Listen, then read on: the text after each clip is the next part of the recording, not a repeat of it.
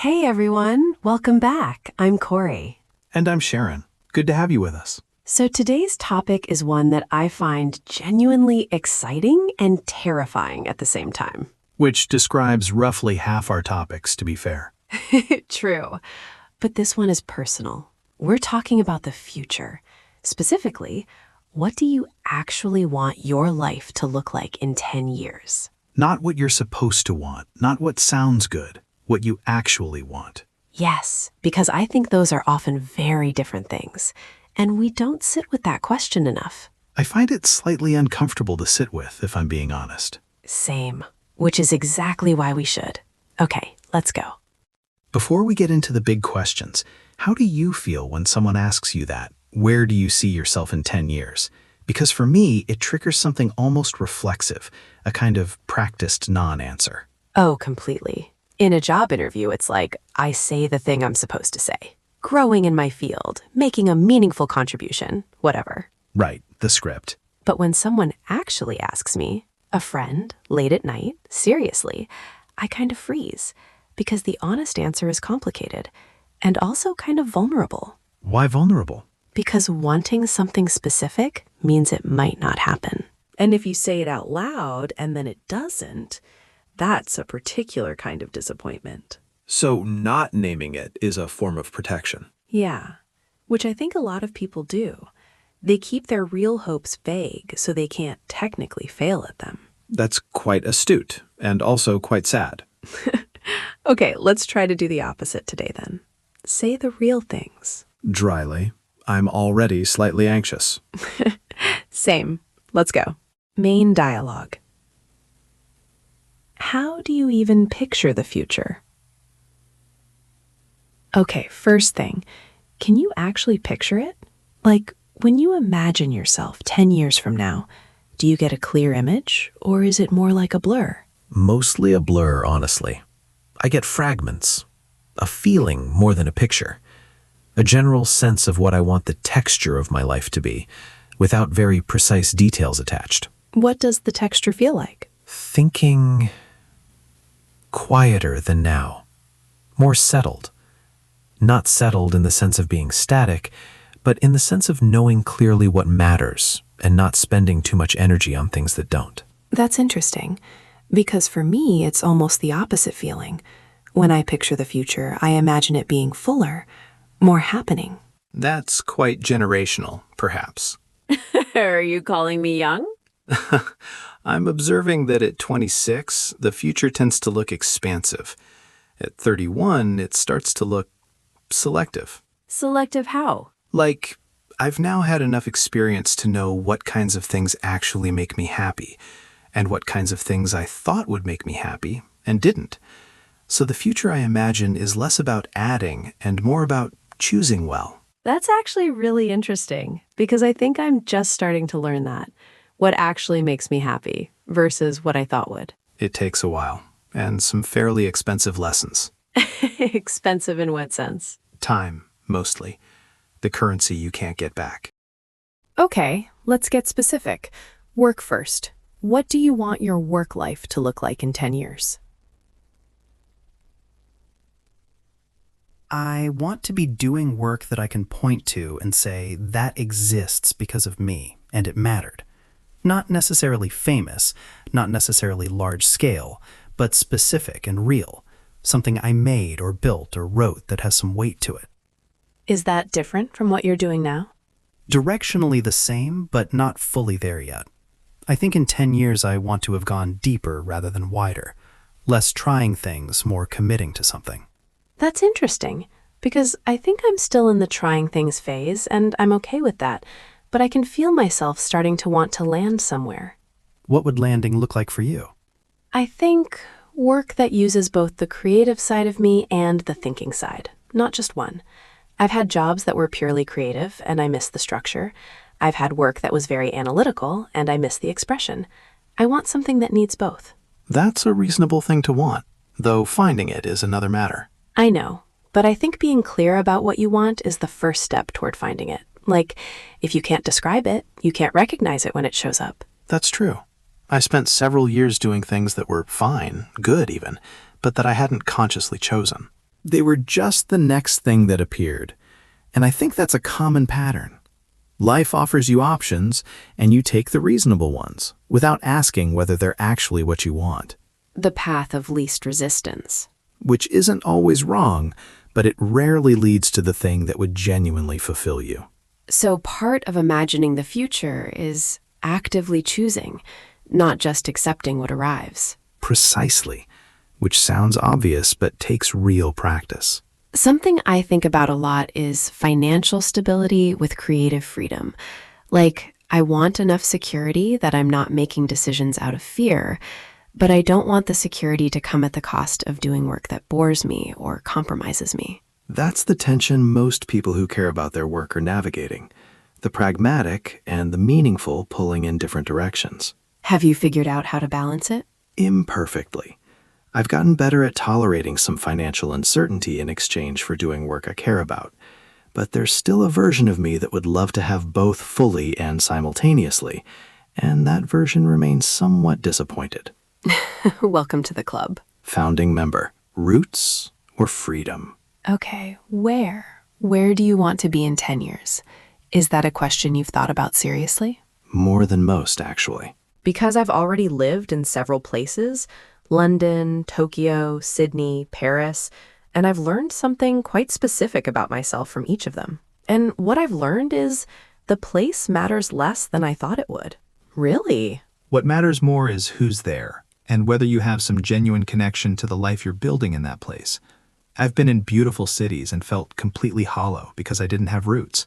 And I've been in objectively unremarkable places and felt completely alive because of the people around me. That's a really important thing to figure out.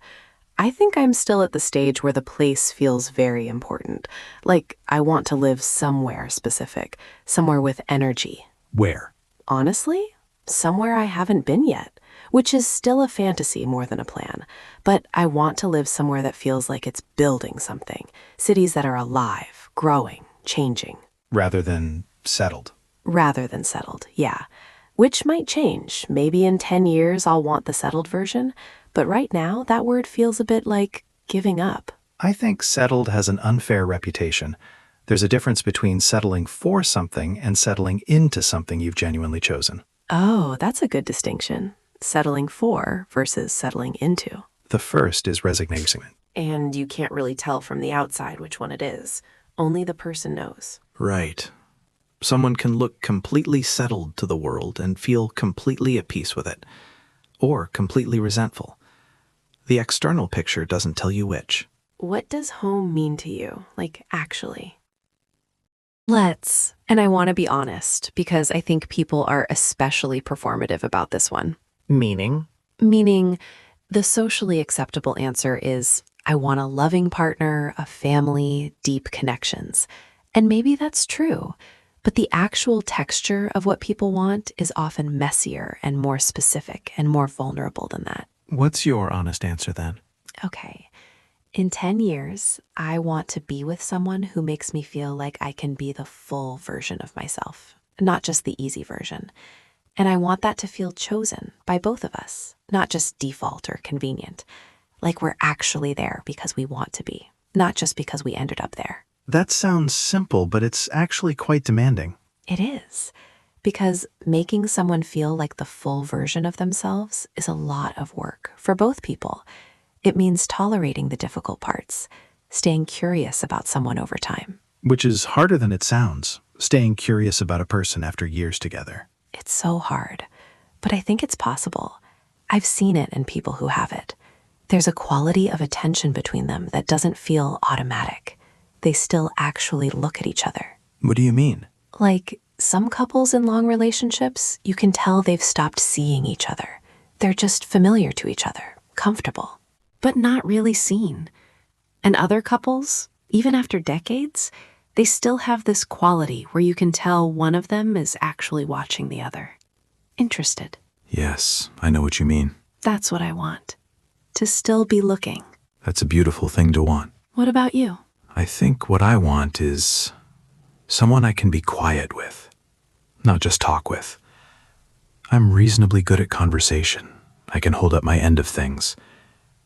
But real intimacy, for me, has always felt most present in the silence, someone I don't have to fill the space with. That's really lovely, Charon. Yes, well, No, it is. I think a lot of people would say the same thing, but not all of them know themselves well enough to articulate it. as for family, I think I'm less fixed on a specific picture than I used to be. I used to have a fairly conventional idea of what that would look like. I've loosened that. What I care about now is depth. Whether it's a partner, close friends, family I'm actually close to, I want a small number of people in my life who genuinely know me. I'd take that over a large peripheral network every time. Quality over quantity. Deeply so. Okay, last big one. And maybe the most important. Not what you want to have, not where you want to be. Who do you want to be? That's the question, isn't it? It's the question nobody asks. Everyone asks, what do you want? But who do you want to be is different. It's about character, not circumstance. I want to be someone who is less in his own way. I think I have habits of thinking that sometimes keep me from the things and people I value. I overcomplicate. I withdraw when I should engage. I analyze when I should simply feel. I'd like to be 10 years further down the road of just being less defended. That's incredibly self-aware. It's easy to see clearly and hard to change, but I'd like to be further along. What would less defended look like in practice? Saying things before they're perfectly formed, letting people in before I'm certain I trust them, being willing to need things from people without it feeling like weakness. That's a lot. It's a 10-year goal. Fair. Mine? I want to be someone who is kinder to herself. I think I'm fairly good at being kind to other people. I give a lot, I try to be patient, I try to show up. But to myself, I'm pretty harsh. I hold myself to standards I'd never apply to a friend. And in 10 years, I want to have fixed more of that. Specifically how? Specifically, not treating every mistake as evidence that I'm fundamentally not good enough. Being able to fail at something and still believe I'm okay. That sounds so basic, but it's actually really hard to practice. It's one of the harder things, particularly for people who care deeply about how they do things. I want to care about how I do things and also be able to forgive myself when it goes wrong. Both things at once. Not, I don't care, but I care and I'm still okay. I think that's a definition of emotional maturity, actually, If it is, I'm working on it. as are most people with any self-awareness. What's one thing, just one thing, that you're genuinely afraid won't happen in the future? A real fear. That I'll spend so much time getting ready to live that I forget to actually do it. That 10 years from now, I look back and see a very well-prepared life that I never quite arrived in. That's a profound fear. It's a distinctly Charon fear, I think. Others might fear different things, but that's the shape of mine. Mine is that I'll lose the openness, the curiosity, the thing that makes me excited to wake up and see what the day has. I'm afraid that life will wear it down, the practicalities, the disappointments, and I'll become someone who goes through the motions. And I don't want that. I want to still be someone who gets genuinely excited about small things at 36. I think wanting that is half the battle. You think? People who lose that quality usually don't notice it leaving. The fact that you can name it as something to protect, that's the beginning of protecting it. Okay, that was actually really reassuring. I have my moments. Wrap up. I feel like I need to go journal for 3 hours after this. That is perhaps the best outcome of a conversation like this. Genuinely, though, this was one of my favorites. There's something about imagining the future out loud with someone that makes it feel more real, more possible. I'd agree. There's an accountability in articulating it, even imprecisely. What's your one thing? Ask yourself the harder question. Not what do you want, but who do you want to be? The circumstances will shift. The character you build is more durable. Mine is, give the future version of you permission to want something specific. Don't keep it vague because vague feels safer. Be brave enough to picture something real, even if it's just a feeling. That's good advice. Thank you. I have it sometimes. Occasionally. Occasionally. Okay, to everyone watching, we'd love to know, What's one thing you want your life to look like in 10 years? Drop it in the comments. Even just a word or a feeling. You don't have to have the whole picture. We'll read them. We genuinely will. And if you've been practicing your English with us, a like and a subscribe makes a real difference. It helps more people find these conversations. We'll be back soon with a new topic. Take care of yourselves. And perhaps go think about what you actually want.